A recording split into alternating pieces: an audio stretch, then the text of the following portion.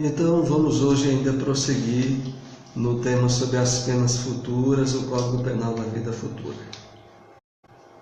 Vamos ver aqui do livro Palavras de Vida Eterna, capítulo 56, a introdução.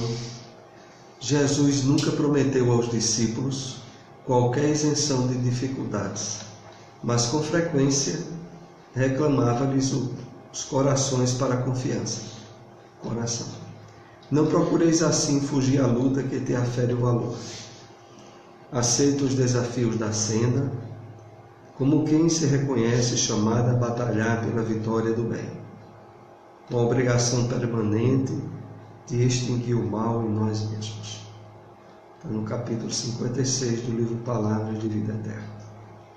Quando Emmanuel aqui começa dizendo que Jesus nunca prometeu aos discípulos qualquer isenção de dificuldades, nos remete a fazer algumas considerações sobre os registros bíblicos, sobre o que aconteceu com os apóstolos após a crucificação e a ressurreição de Jesus.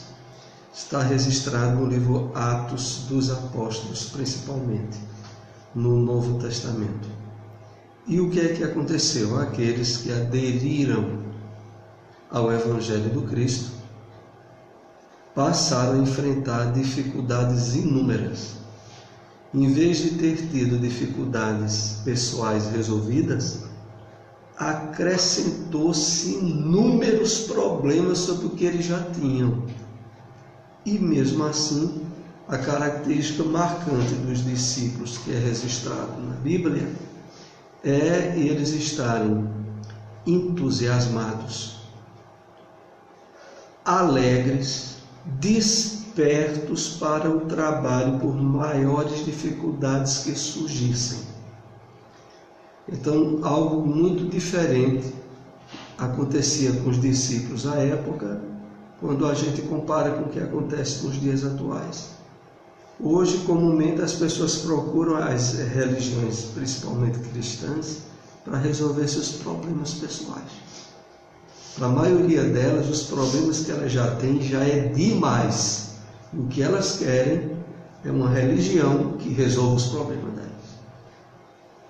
Quando a gente se aproxima do Espiritismo, e normalmente é devido a provas e dificuldades que a gente não conseguiu resolver, essas provas servem de isca, de chamariz para que a gente venha conhecer o Espiritismo. Mas conhecendo o Espiritismo, a gente aprende que, retratando o cristianismo primitivo, ele não promete resolver problemas de ninguém, mas promete dar os instrumentos, as possibilidades ideais para que a gente resolva, inclusive, os outros problemas que vão surgindo. Mas o que Emmanuel aqui, quando faz essa referência de que Jesus nunca prometeu, é porque nem prometeu, e porque a história do cristianismo primitivo é uma história de lutas, trabalho, esforço, determinação e identificação com a vida espiritual, que nos textos evangélicos é o reino dos céus. Quando a gente traz para o contexto espírita, é a vida espiritual. Era para o que a gente sabe sobre a vida espiritual, sobre a continuidade da vida pós-morte, ser estímulo e ser elemento envolvente em termos emocionais, psíquicos, mentais, espirituais em nós, grandes. Em verdade, a gente tem na doutrina espírita a essência do patrimônio espiritual que Jesus deu aos discípulos. Revelação, conscientização da imortalidade da alma, da justiça de Deus, e entendimento dos reais objetivos da vida na Terra. Isso o Espiritismo também nos dá. E era para a gente ter um entusiasmo semelhante ao dos apóstolos naquela época. Não procures assim fugir à luta que te afere o valor. Aceita os desafios da senda, do caminho, como quem se reconhece chamado a batalhar pela vitória do bem, com a obrigação permanente de extinguir o mal em nós mesmos. O último aspecto aqui que me vem à reflexão é os períodos que nós temos de bonança, de menores dificuldades pessoais ou existenciais, a gente deveria aproveitar ao máximo em termos de ampliação do conhecimento sobre a vida espiritual, vivência desse conhecimento na sociedade, na família onde nós estamos inseridos, de tal maneira que os ensinamentos conseguissem penetrar o máximo no nosso entendimento, na nossa natureza, para quando surgirem as tempestades que naturalmente vão surgir, porque a nossa encarnação ela é cheia de períodos assim, altos e baixos, e normalmente porque nós precisamos disso para nos sentirmos estimulados a crescer espiritualmente. Essa é a razão maior das vicissitudes que a gente passa. Soares, agora sim, eu não consegui entender o porquê de tanta gente se enganar nesse contexto aí, que Jesus nunca prometeu aos discípulos, como nunca prometeu a ninguém. E essas religiões, principalmente as protestantes, é o que eles mais prometem, é vida fácil. Depois da morte, você vai cantar, você vai ser um anjo, um espírito de luz, que vai cantar, comer manjar no céu com Jesus. Meu Deus! Mas veja, é um engano que, se por um lado nos surpreende, por outro lado, é muito parecido com o engano que era cultivado entre os próprios hebreus na época da vinda do Cristo. Então, o que é que havia? Os livros dos profetas do Antigo Testamento, de Moisés a Isaías, a Daniel, todos aqueles livros, eles traziam estímulos e orientações sobre o próprio reconhecimento do Messias,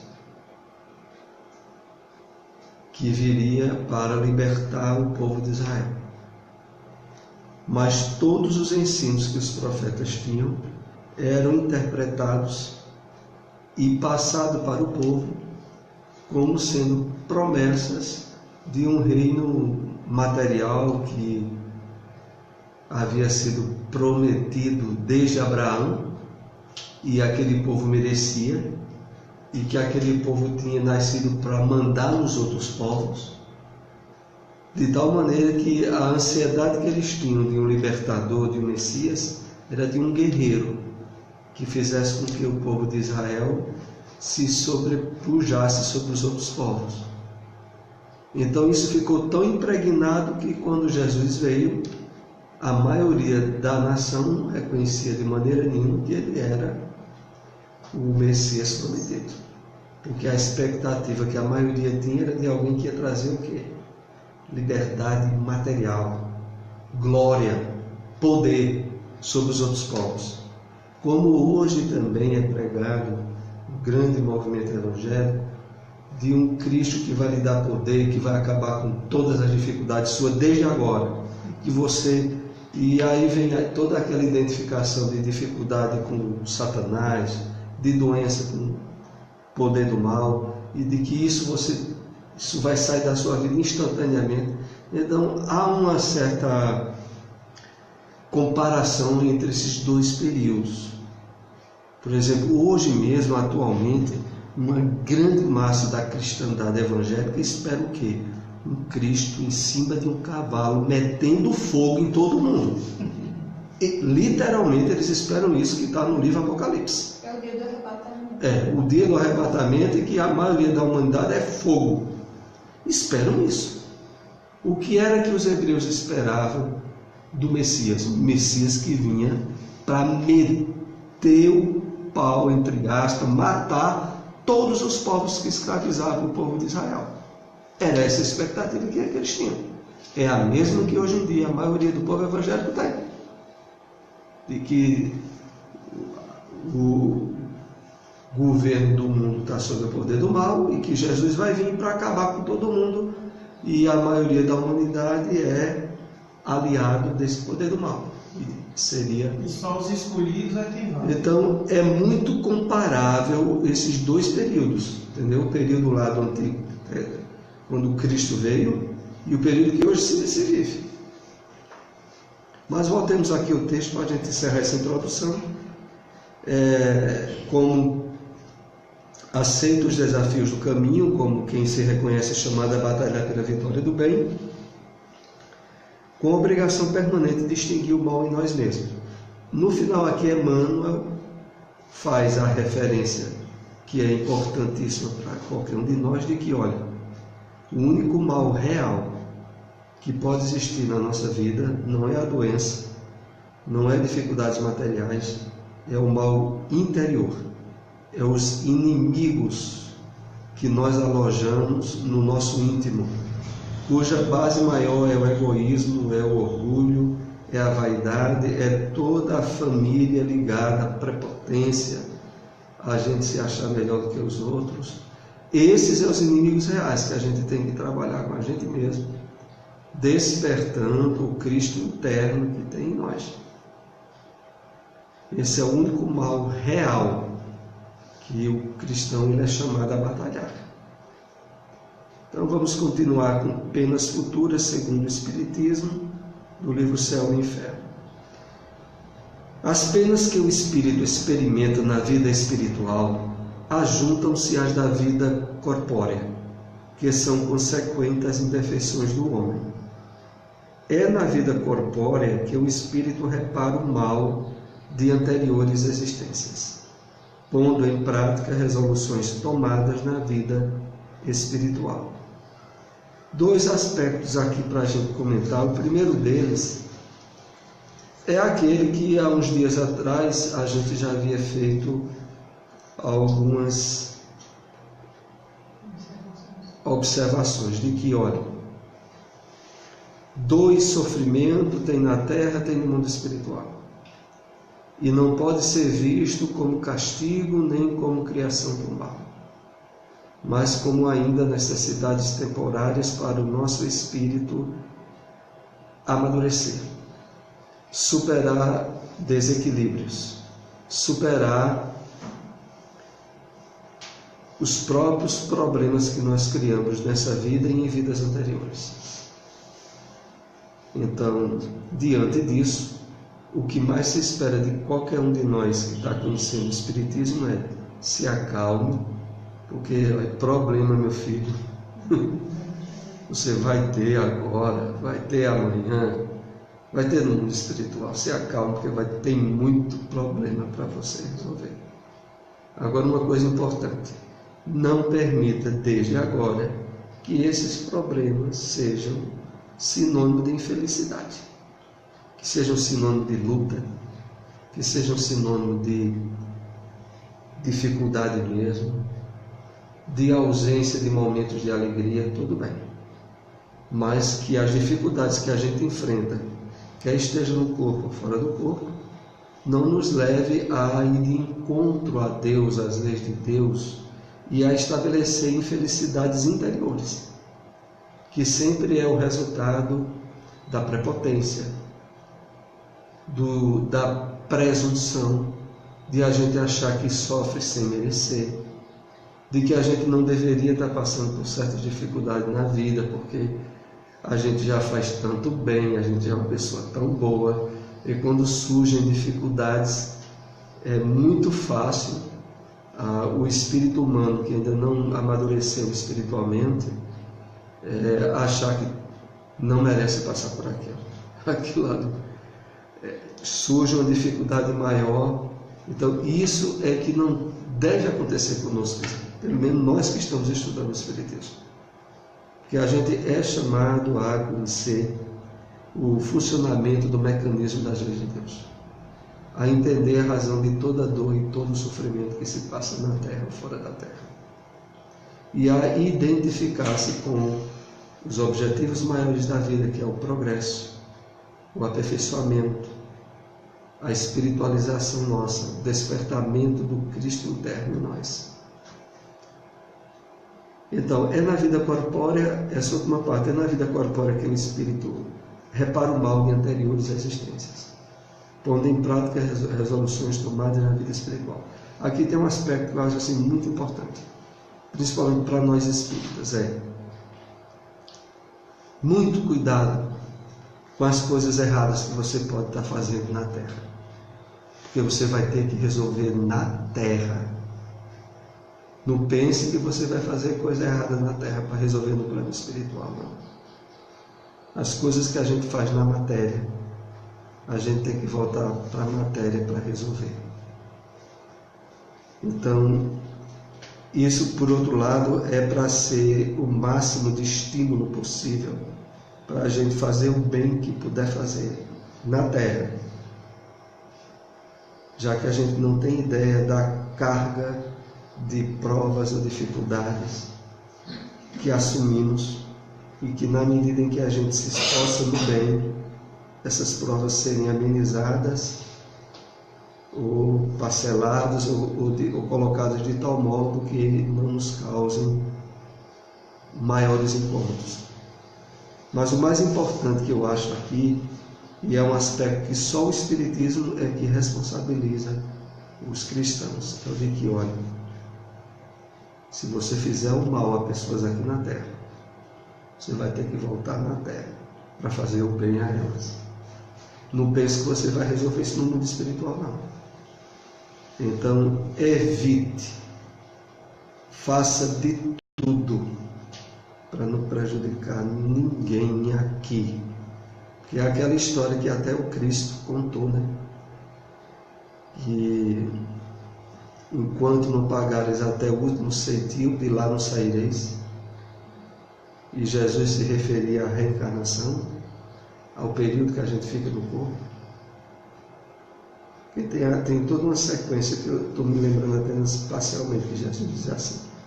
É sobre o perdão. Porque se a gente não perdoar, Deus não nos perdoa. E não nos perdoando, nós seremos entregues ao soldado, que nos entregará ao carcereiro, que nos meterá numa prisão. E eu te digo, de lá não saireis, enquanto não tiveres pago até o último centil, o último centavo. Então se refere à questão de fazer o mal no corpo. Porque o mal no corpo é uma ação do espírito numa vibração energética densa, pesada, que é a matéria. Ele só vai se sentir bem depois se ele reequilibrar aonde ele desequilibrou. Então pois não, Rosa. Quer dizer que mesmo você tendo a oportunidade, quando desencarnar, de encontrar com aquela pessoa a quem você fez o mal, e ter um encontro de contas, né? Tipo, diálogos, convivência, reconhecimento do que você fez, dos erros que você praticou. Na espiritualidade você pode encontrar com essa pessoa. Sem dúvida. André Luiz fala sobre isso. Inclusive encontrou, se eu não me engano, uma mulher, uma coisa lá que ele teve um envolvimento que ela não foi e que ele encontrou-se com ela. Ou seja, ali houve a oportunidade de se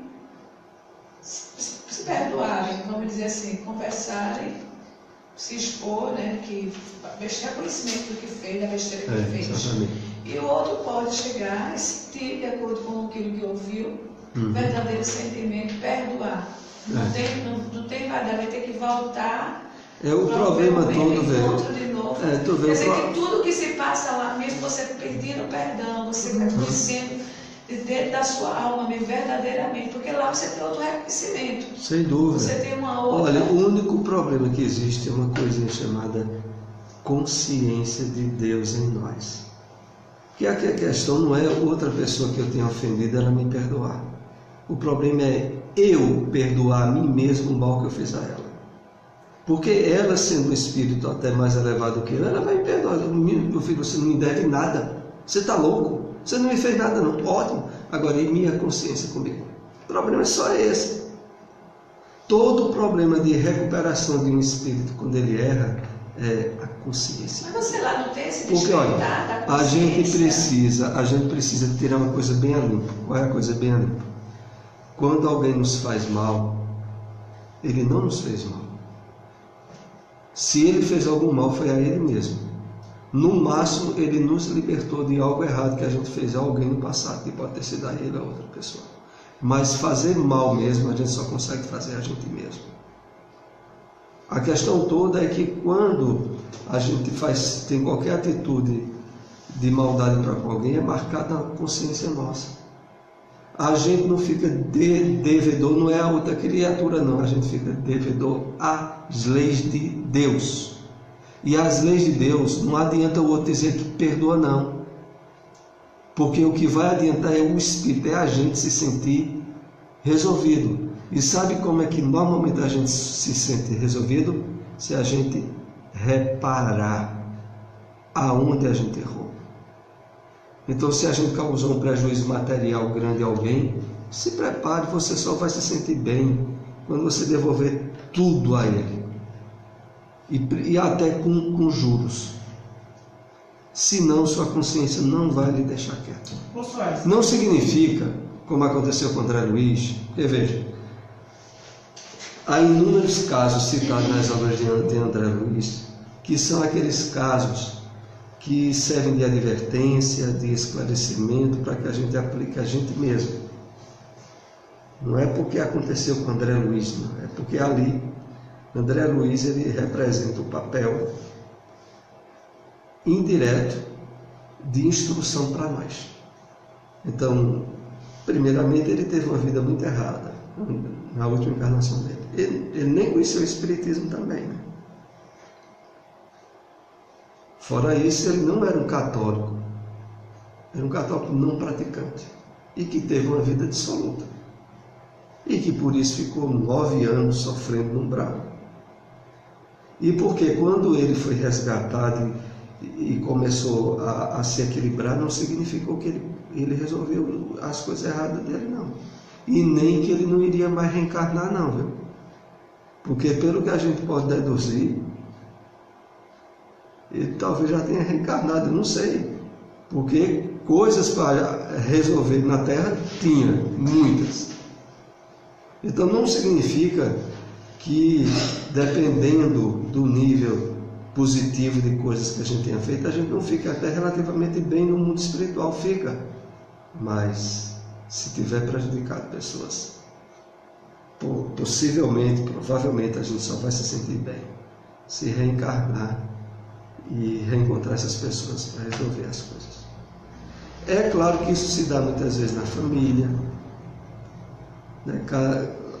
Hoje a gente tem na nossa família consanguínea irmãos, pais, etc., que foram devedores ou credores nossos, e que através dos laços consanguíneos isso é tudo resolvido.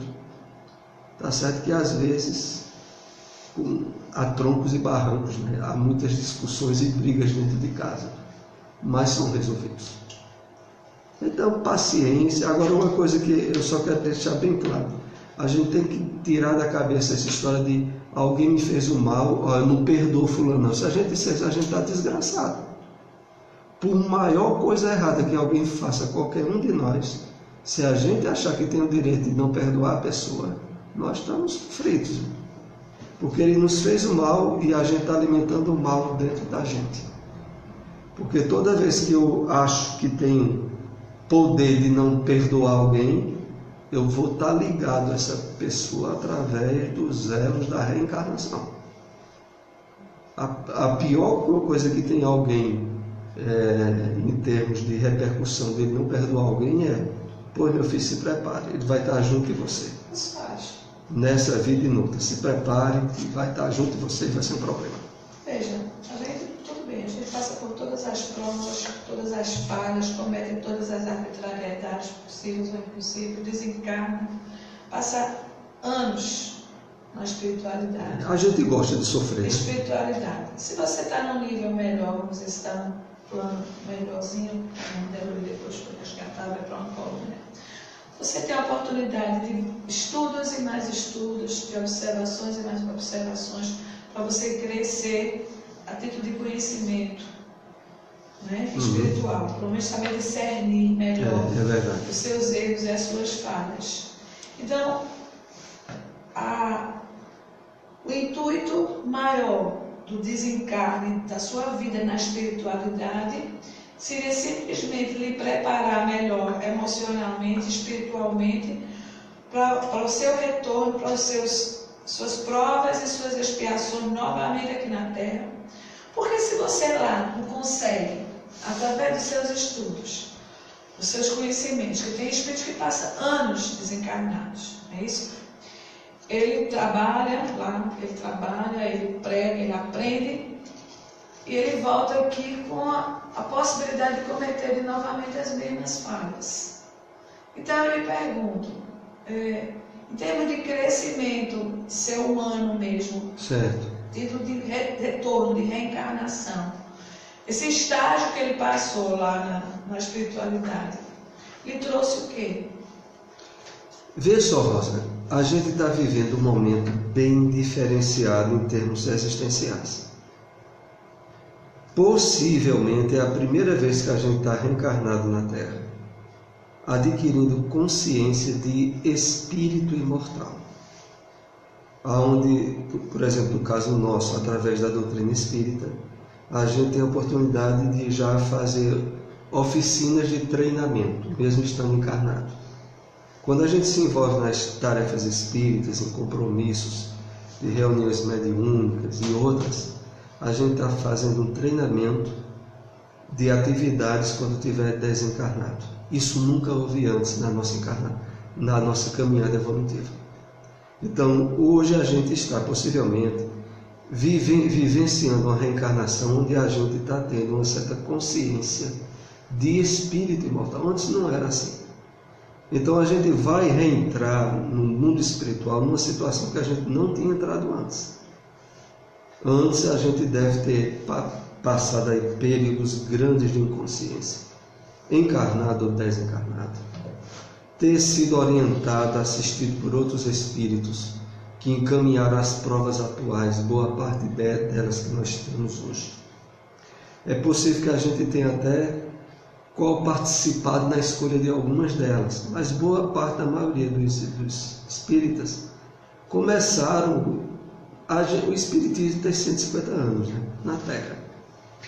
Então, para esse planeta Terra,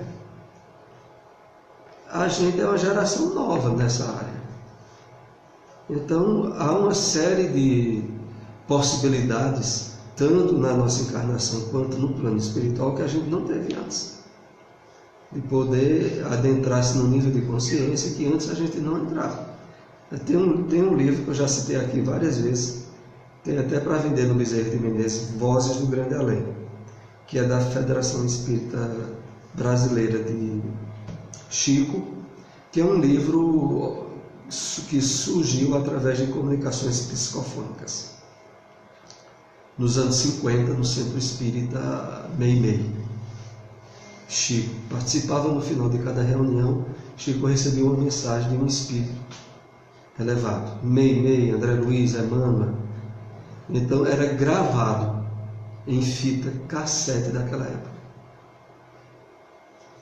Inclusive eles usavam um gravador de fita cassete, que era coisa rara nos anos 50, e foi doado por Carlos Torres Pastorino, que já era espiritualista e era muito amigo de Chico e do movimento espírita. Deu a eles gravarem em fita.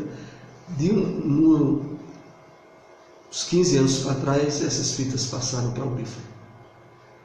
Então, entre outras mensagens que esse livro tem, por exemplo, tem a mensagem de André Luiz, esclarecendo. Parece que é isso o título. E aí André Luiz vai dizer que milhares, ou ele diz milhares, ou ele diz até milhões, desencarnam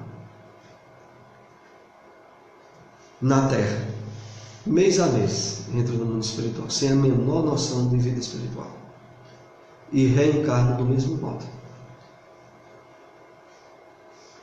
num nível de inconsciência onde as pessoas estão na Terra, voltadas exclusivamente para a vida do corpo, elas não têm condições, e a mensagem também esclarece, elas não têm condições mentais de interagir e atuar no mundo espiritual.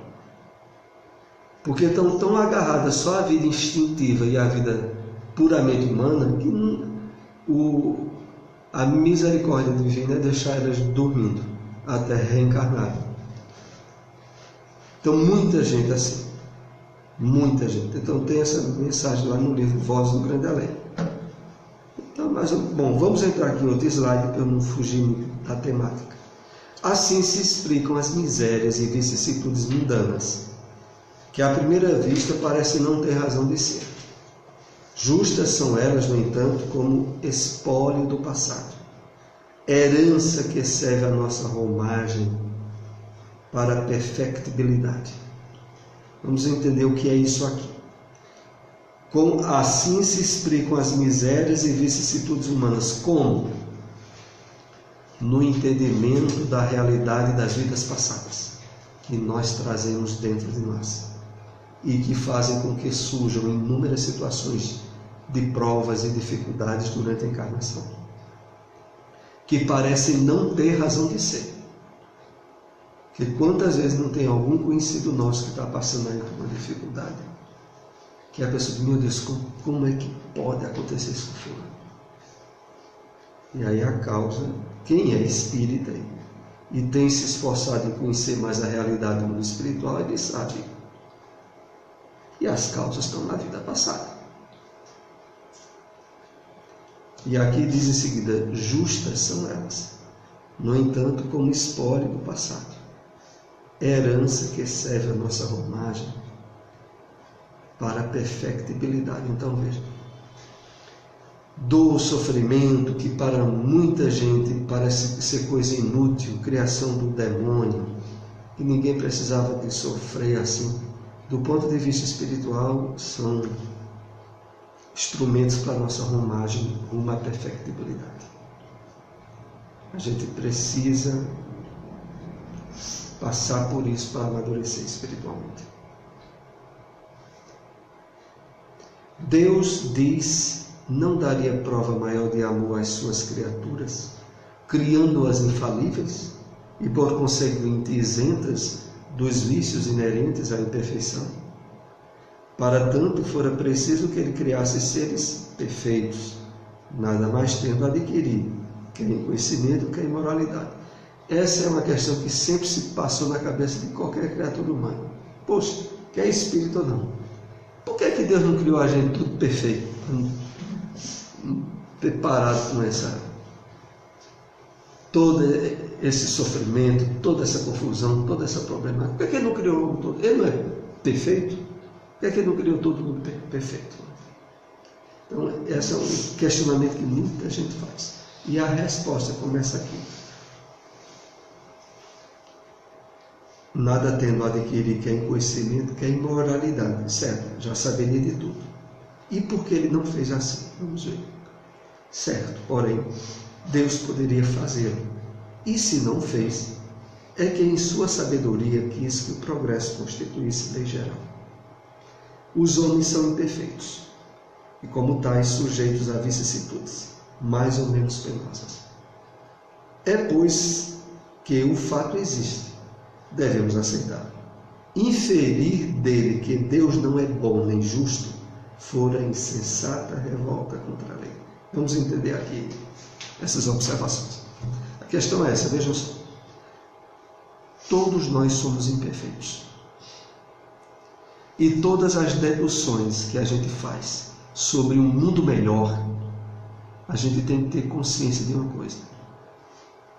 Podem estar erradas, face à nossa própria natureza de imperfeição. Então, quando uma criatura diz, mas rapaz, por que Deus não poderia ter feito assim? Vê, ela, criatura imperfeita, não está se percebendo que se coloca num ponto de vista que a natureza dela não habilita ela para isso. Nós só poderíamos questionar Deus não ter criado todos nós perfeitos, se perfeitos fôssemos. Mas diante da imperfeição que já é da nossa natureza, o nosso juízo sobre isso tem limites. E é esse o limite. Esse limite diz o seguinte: conhecendo a natureza de Deus como sendo infinita bondade, justiça e misericórdia, se Ele fez assim, porque assim era a melhor maneira de ter feito. A dedução é lógica.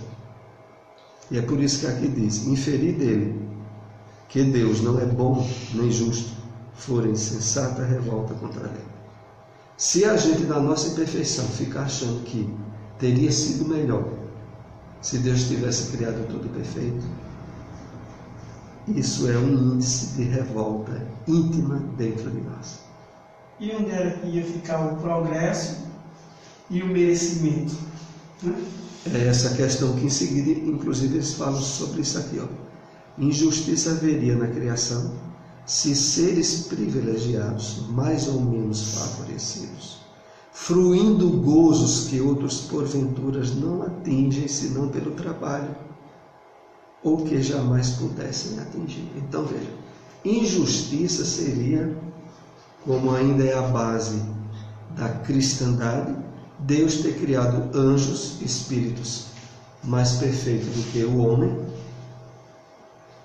Inclusive, né, na classificação de anjos, muitos dizem que tem anjos que serafins, que são mais elevados do que arcanjos, ou vice-versa, e aí acham pouco admitir que Deus tivesse criado seres privilegiados, anjos, ainda colocam classes dentro dos anjos, e lá embaixo está a criatura humana, e acham que isso é critério de justiça. Ai, pelo amor de Deus. Então, isso sim seria uma injustiça muito grande, se houvesse criações diversificadas. Mas no entendimento e na revelação espírita, o que é que houve? Todos criados, simples e ignorantes. Todos tendo que, através do trabalho e do esforço, progredir. Aqueles que hoje estão usufruindo a perfeição, não foi dada de graça, eles trabalharam para chegar lá. Então, isso sim é que é um critério de equidade, de justiça. Ao contrário, a justiça divina patenteia-se na igualdade absoluta que preside a criação dos espíritos. Todos têm o mesmo ponto de partida. Nenhum se distingue em sua formação por melhor que o outro. Ninguém melhor que outro. Agora, isso é preciso a gente trabalhar esses ensinos espíritas refletindo, porque a gente traz um passado religioso que diz o contrário. Nas nossas inúmeras reencarnações, a gente andou sempre acreditando em seres privilegiados, anjos, como sendo a criação foi criada e para ficar do lado de Deus, e depois que foi criado os espíritos humanos. Então isso está muito no nosso inconsciente. Eu deduzo essa questão de anjos, de querubins, se fossem assim, espíritos realmente elevados, e que dão esses desígnios pelo... E existem, só não existe assim como temos sido criados, perfeitos já. Certo. Mas que tem espíritos que trilharam a reencarnação, se aperfeiçoaram, hoje são querubins, hoje são arcanjos, perfeito. Que são esses mentores da espiritualidade, mas que trabalharam para chegar lá. Esses espíritos bem superiores, eu acredito que sejam espíritos que já estejam vindo de outros sistemas. Exato, sem dúvida, de outros planetas, de outros sistemas. Jesus, por exemplo, no livro A Caminho da Luz, é tido como sendo um dos que participavam de uma reunião de espíritos puros. Havia outros espíritos puros junto com Jesus, que tomavam conta de outros sistemas planetários. quando chegaram à decisão de Jesus vir à Terra. Então, no conceito espírita, há outros sistemas planetários com outros espíritos ao nível do Cristo que tomam conta deles para lá. Então a gente sabe que esses que hoje são arcanjos e querubins são espíritos que evoluíram muito antes de a Terra ter sido formada e tal. E que nós é que estamos assim no início da nossa maturidade, da nossa caminhada evolutiva. E vai demorar muito ainda. Muito. Isto posto nada mais justo que a liberdade de ação a cada qual concedida. O caminho da felicidade a todos se abre amplo, como a todos as mesmas condições para atingi-la. Então, o que realmente é importante a gente refletir para substituir as ideias erradas que a gente traz dentro da gente é de criação privilegiada. É de achar que tem espíritos que nascem com estrela e que tudo é fácil na vida dele sem que ele tenha feito por onde merecer no passado. Como popularmente se fala, né? Porque quando na linguagem popular alguém diz que fulano nasceu com estrela, quer dar a entender que ele recebeu um privilégio que outros não têm. No conceito espírita, a estrela foi conquistada por ele através do esforço de outras vidas. Não foi dada a ele de graça. Se hoje tudo é fácil, ele fez por onde fosse. No entendimento espírita, tudo resultado do trabalho, do progresso e do esforço do espírito. A lei gravada em todas as consciências, a todos é ensinada. Deus fez da felicidade o prêmio do trabalho e não do favoritismo, para que cada qual tivesse seu mérito. Então, esse é o entendimento que a revelação espírita nos dá das leis de Deus e que devem fazer com que a gente tenha segurança absoluta no enfrentamento das provações e dificuldades particulares, no entendimento do sofrimento na Terra, seja de que espécie for, e também, consequentemente, o estímulo de fazer o bem. O prêmio do trabalho, a felicidade é o prêmio do trabalho e não do favoritismo. Então, que nenhum espírita jamais teria qualquer cabimento em ter o quê? Inveja da felicidade ou facilidade da vida de alguém. Faz sentido? No mínimo, o espírito teria que dizer: meu Deus, o que é que eu tenho que fazer para que eu melhore a minha situação? Porque eu sei que aquele outro está numa situação melhor porque ele mereceu. Então, essas situações da vida, em vez de servir de reprovação, servem de estímulo para que a gente cresça e se melhore. Mas diz que o espírito, ele nunca decresce, né? Ele nunca, a cada reencarnação, espiritualmente falando, mas em condições econômicas, em condições relativas às vicissitudes do campo material, não. Eu posso até muito bem, por exemplo, ter sido alguém muito rico e nessa encarnação não ter escolhido, mesmo eu merecendo riqueza, eu não quero. Isso aí eu já trabalhei com isso e essa experiência não vai me ensinar mais. Então eu escolho até uma posição econômica difícil, eu já tendo usufruído de uma facilidade. É possível, muitos espíritos fazem isso. Então eu decresci, não. Espiritualmente eu continuo meu trabalho evolutivo, só que eu escolhi agora trilhar um campo de dificuldades ou de ensinamentos numa área circunstancial na vida material que vai ainda me ajudar a crescer mais ainda. O que a gente tem que ver é o seguinte: as coisas no campo material, todas elas, quaisquer umas, desde as de ordem pessoal, financeira, econômica, de saúde, Tudo são meios para que o espírito trabalhe para crescer. E o espírito escolhe variar.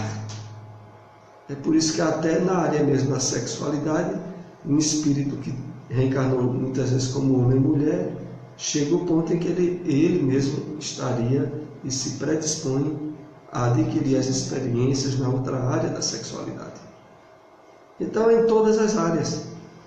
Então, um espírito que já lidou bem com dificuldades financeiras, ele pode escolher e teria o direito de escolher uma experiência encarnatória agora com facilidade material. E nela trabalhar virtudes que ele não trabalhou na carência. Porque, veja, quando a pessoa, lembrando só essa área, quando a pessoa vive dificuldades financeiras e materiais, ela trabalha paciência, humildade, resignação. Isso aqui ela não vai trabalhar numa área que ela tenha muita facilidade material. Normalmente. Pelo menos em termos de carência, de saber viver com pouco, ela só vai saber se ela trilhar dificuldade material. Isso não quer dizer que seja um castigo. Castigo, o sofrimento existe quando o espírito lida mal com aquele instrumento, tem que vir do lado oposto e vai vir quer queira ou não queira. Aí é aquele que está encarnado com dificuldades financeiras, odeia isso, mas tem que amargar, por mais que trabalhe, vai ter que amargar a dificuldade financeira, porque precisa. Então aquele que amarga é alguém que não aprendeu a lidar com a facilidade daquela área. E é por isso que ele está com dificuldade agora e se revolta. Então é alguém que realmente está precisando mesmo.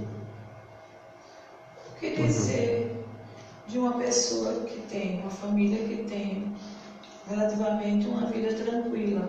Eu digo tranquila do ponto de vista familiar, social, financeira, profissional. Tem famílias que são muito equilibradas, mas que não têm o despertar nesse lado da caridade, do amor ao próximo, de benevolência com o próximo. Certo. São pessoas que vivem o seu mundo de uma forma tranquila, não causam mal, mas também não têm o despertar para ajudar. O que dizer desse tipo de família? Porque eu conheço famílias assim. Assim, veja, eu posso dizer o seguinte, é o último comentário que eu vou fazer, eu vou interromper aqui devido à hora.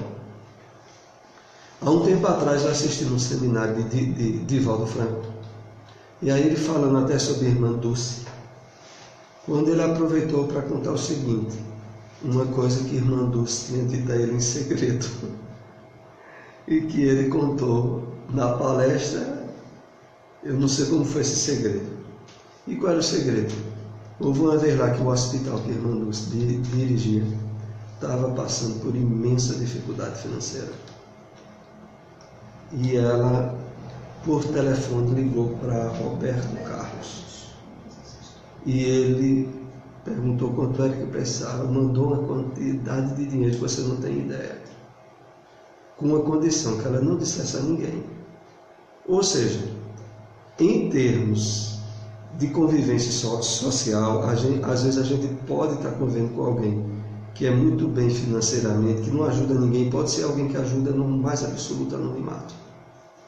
É por isso que a gente nunca pode estabelecer realmente um juízo de conceito sobre a atitude dos outros, porque às vezes é alguém que a gente, fulano só quer viver na vida mansa, na vida boa, não ajuda ninguém, e às vezes é alguém que tem atos de generosidade imensos.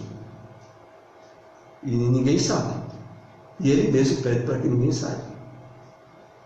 Em verdade, o que a gente pode, e é muito chamado pela doutrina espírita, a dirigir o máximo de atenção, é para o nosso espírito. Porque o nosso espírito é um danado. Não é só o teu não, o meu também. O nosso espírito é que a gente tem que cuidar dele direitinho, porque senão ele nos derruba, mas eu nos não atrasa. quero saber porque esse tipo de família, você citou um caso aí que é um anonimato, mas tem casos de família que você sabe que não tem anonimato, não tem coisa nenhuma. Por Tem esses se casos, esquiva de quando você vai. Eu me lembro de um caso que a irmã Dulce foi pedir numa reunião no clube, pediu com a mão e a pessoa foi cuspir na mão dela. certo. Ela pediu para os pobres dela. Ela segurou o cuspo, botou no peito e disse: doutor, esse é para mim, mas com essa aqui dê para os meus filhos. Quer dizer, veja o nível de humildade. Então a gente sabe que tem pessoas que se esquivam. Hoje eu tenho pessoas que se esquivam de mim porque acham que eu vou pedir para o lado da esperança. Mas veja, isso agora vê só. Não, eu estou dizendo assim, mas são famílias que vivem tranquilas. Eu não tenho o que dizer. São pessoas boas, são pessoas harmoniosas, cuidam bem dos seus filhos, entendeu? Na frente sempre É isso que eu queria saber. Vai ter dois lados. Essas pessoas, se elas decaem. Vai ter dois lados. O primeiro, que eu acho até mais imediato, é que normalmente o nível de felicidade de paz íntima provavelmente deixará a desejar. A pessoa às vezes até é bem alegre no trato social, mas por trás a gente não sabe o íntimo da pessoa. Então, esse já é um ponto. E o segundo ponto é, não há dúvida de que o mau uso de qualquer uma facilidade que a vida material nos dê, o mau uso significará, noutra experiência, carência. Então, se eu hoje tiver muita facilidade material e usar mal, não tem para onde. Mais à frente vai significar carência, ou às vezes na própria existência. Na própria existência. Mas que não deixa de que o apego e a falta de empatia pelas dificuldades e sofrimento dos outros sempre é sinônimo de certo nível de infelicidade íntima, às vezes socialmente disfarçável, mas que a pessoa com ela mesma é quem sabe. Porque não deixa de, em termos humanos e naturais, vivendo em uma situação de tem muita gente carente, a pessoa que vive na indiferença, geralmente, há alguma doença espiritual encoberta, que vai significar certo nível de infelicidade particular, que a gente não tem ideia. Nós vamos para a prece. Esse tema a gente deve concluir, iniciar um novo tema na próxima semana. Faltou só um fechamento final e a gente já introduz o capítulo seguinte no próximo encontro. Vamos para a prece, né? Quem pode nos ajudar com a prece? Rosa pode? Muito bem. Misericordioso, infinita bondade.